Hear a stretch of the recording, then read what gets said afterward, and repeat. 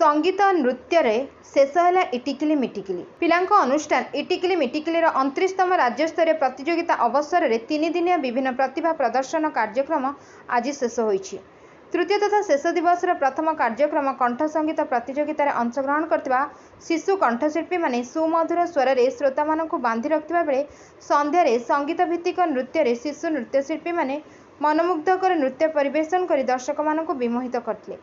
कंठ संगीत कार्यक्रम आरंभ में अनुष्ठान सभापति दास बेनहुर पौराहित्य रे कवि और प्रशासक प्रदीप कुमार विश्वाल, सूचना और लोकसंपर्क विभाग उपनिर्देशिका सुचेता प्रियदर्शिनी प्रमुख अतिथि भाव में योगदान करी पिलामानंकु उद्बोधन देथिले।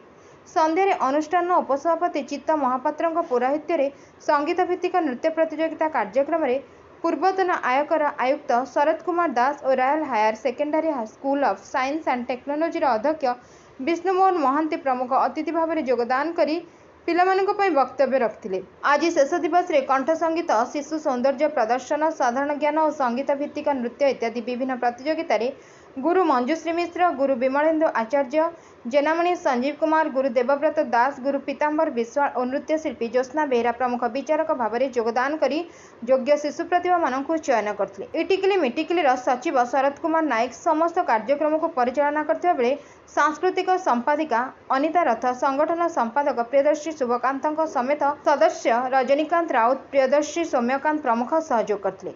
Bureau report Ekamra news agency.